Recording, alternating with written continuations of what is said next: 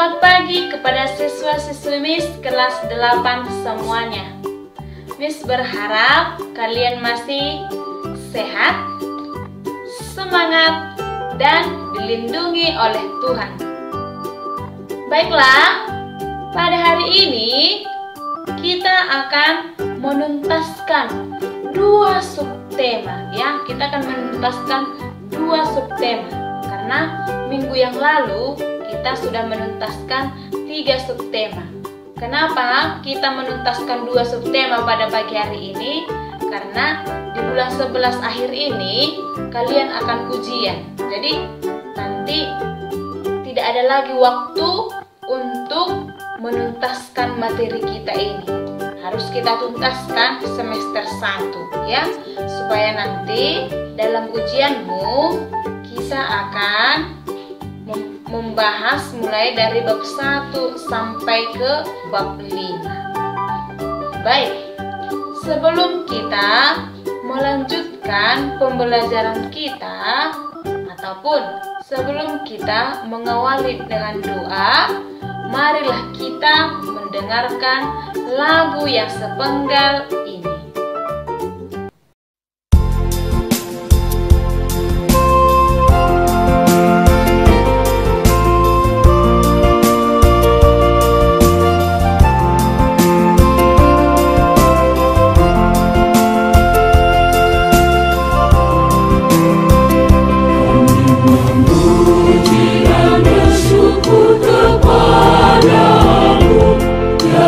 Tuhan Allah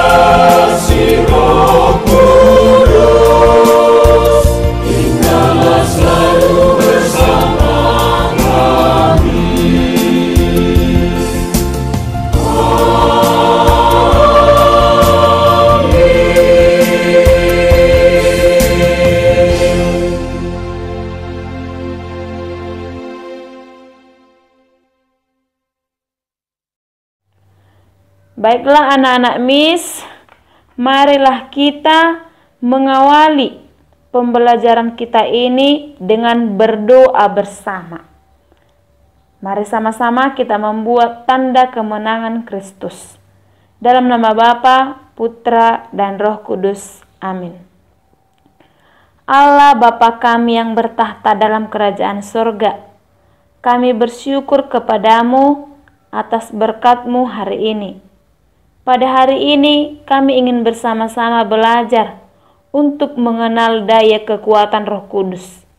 Bukalah hati dan pikiran kami agar mampu untuk mengenal, menghayati akan daya dan karya Roh Kudus-Mu. Buatlah kami peka akan ajaran-Mu Tuhan, sehingga kami semakin beriman kepadamu. Engkau kami puji ya Tuhan, kini dan sepanjang masa. Amin. Dalam nama Bapa, Putra, dan Roh Kudus. Amin. Baiklah, anak-anak Miss, hari ini kita akan menuntaskan 2 subtema dari bab yang kelima. Sekarang buka dulu buku paketmu nak. Kamu perhatikan bab 5 ya, yaitu subtema yang kedua dengan judul Roh Kudus memberi daya kekuatan, dan subtema yang ketiga adalah mengikuti bimbingan Roh Kudus. Baik, minggu yang lalu kita sudah menuntaskan 3 subtema. Dan dari bab 5 kita sudah menuntaskan subtema yang pertama, yaitu dengan judul Yesus mengutus Roh Kudus. Sebelum Yesus naik ke surga, ya, Dia mengatakan bahwa Dia akan mengutus Roh Kudus, Roh kebenaran yang mengajarkan tentang kebenaran Allah, yaitu mewartakan tentang Yesus Kristus sendiri dan karya penyelamatannya. Itulah dari bab 5 subtema yang pertama, ya. Miss ulangi tadi, ya, pembelajaran dari bab 5 subtema yang pertama. Nah, sekarang kita membahas subtema yang kedua dari bab 5, yaitu Roh Kudus memberi daya kekuatan. Anak-anak Miss, peristiwa Pentakosta terjadi pada hari ke-50 setelah Paskah, ya. Penta artinya 5, Kosta artinya 10. Jadi Pentakosta berarti ke-50 setelah peristiwa kebangkitan Yesus. Ya. Pentakosta adalah peristiwa turunnya Roh Kudus atas para rasul. Roh Kudus adalah Roh Allah sendiri yang dijanjikan oleh Yesus sebelum Ia naik ke surga. Setelah peristiwa Pentakosta, perkembangan gereja maju dengan pesat.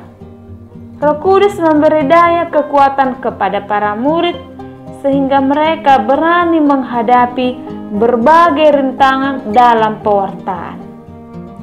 Seperti Petrus dan Yohanes.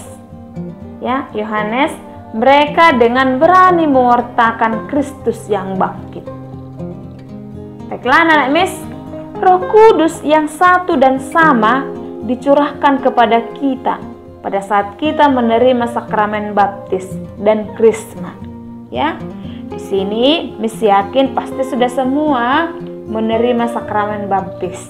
Tapi yang Katolik masih ada beberapa, Miss rasa ya kelas 8 ini belum menerima sakramen krisma. Ya. Roh Kudus yang kita terima itu memampukan kita, ya, memampukan kita. Yang pertama yaitu berani memberikan kesaksian tentang Kristus, atau sering disebut dengan istilah martiria, ya, disebut dengan istilah martiria. Contohnya seperti Yesus. Yesus memberikan contoh yang paling nyata tentang kasih. Yesus rela berkorban sampai mati di kayu salib untuk menyelamatkan manusia. Roh Kudus memampukan kita berani memberi kesaksian tentang Yesus Kristus dalam hidup kita. Kita bisa menggali teladan tentang kesaksian ini dari kisah santo dan santa yang sudah pernah kita dengarkan tentang riwayat-riwayat hidup santo dan santa, ya. Misi yakin yang beragama Katolik pasti kenal dengan santa dan santo, ya. Yang kedua, memberikan pelayanan kepada jemaat atau sering disebut dengan istilah diakonia, ya, diakonia. Contohnya membantu orang yang kesusahan, ya, memberikan bantuan kepada korban gempa, ikut bakti sosial, mengajar, dan masih banyak lagi contoh-contoh yang kita lihat di kehidupan ini. Yang ketiga, membangun persekutuan yang kokoh atau sering disebut dengan istilah koinonia.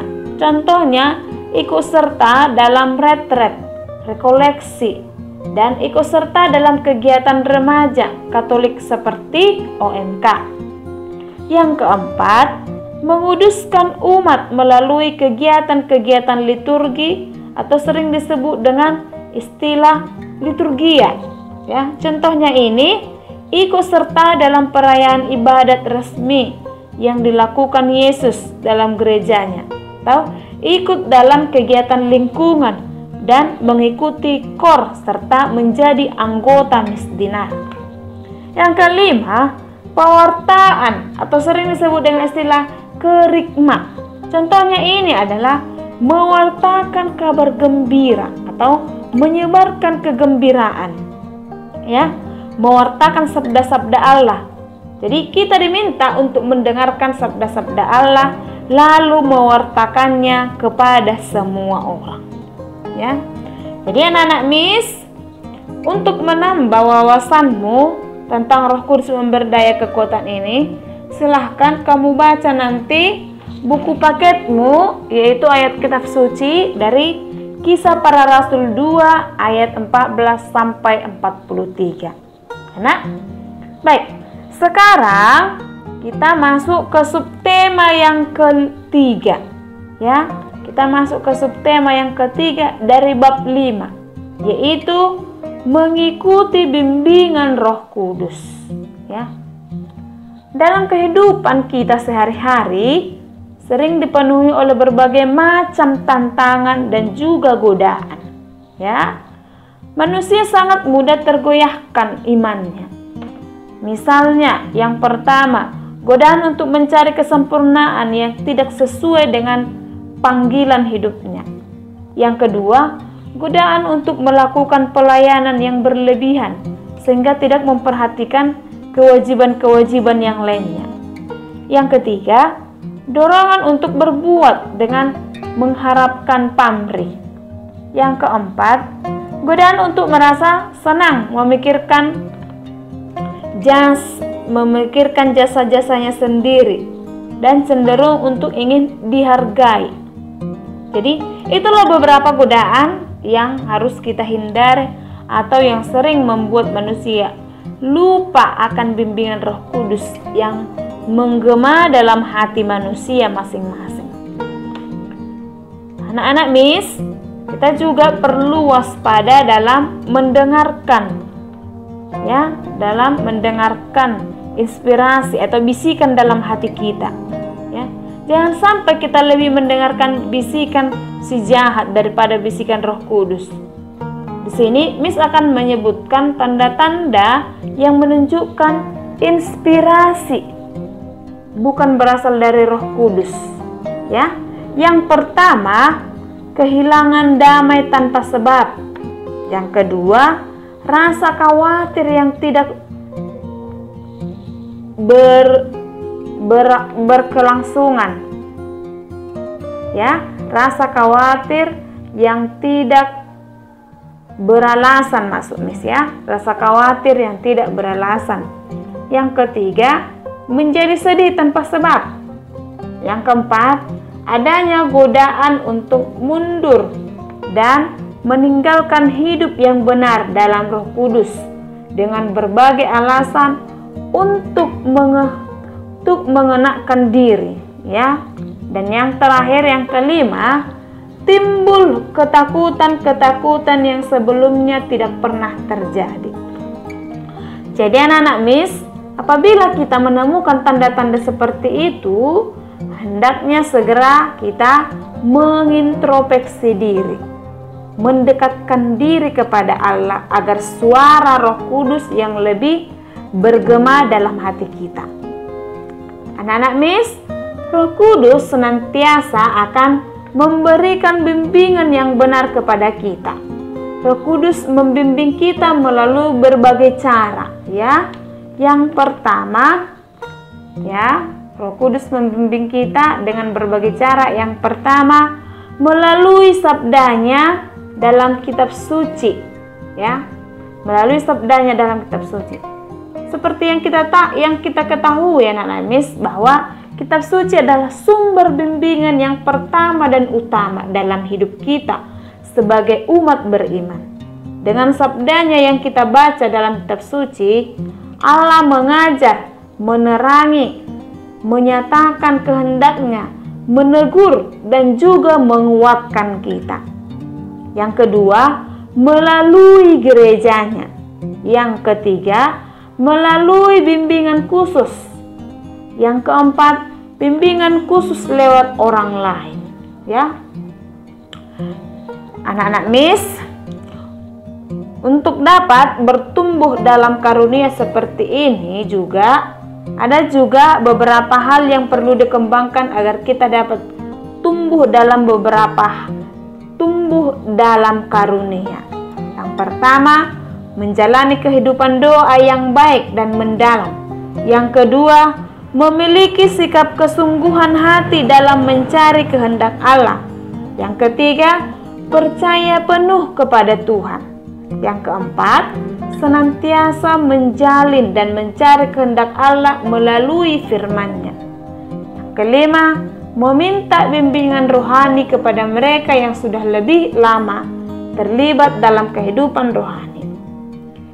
Baik anak-anak Miss, untuk menambah wawasanmu juga dalam materi ini, kamu buka buku paketmu nanti, yaitu dari kitab suci Keluaran 13 ayat 17 sampai 22 dan Markus 1 ayat 1 sampai 13. Jadi itulah nanti yang kamu baca dari buku paketmu, nak. Baiklah anak-anak Miss, terasa waktunya sudah selesai. Miss berharap kepada anak-anak Miss kelas 8, ya, karena sebentar lagi kalian ujian di bulan 11 ini, ya, harus semangat untuk belajar ya nak, ya. Janganlah ada waktunya untuk berlengah-lengah lagi ataupun untuk bermain-main, ya, karena nanti pada proses ujian supaya kamu dapat memahami ataupun mengerti dengan soal-soal yang diberikan oleh Bapak Ibu guru. Jadi sampai di sini pembelajaran kita pada pagi hari ini. Bye.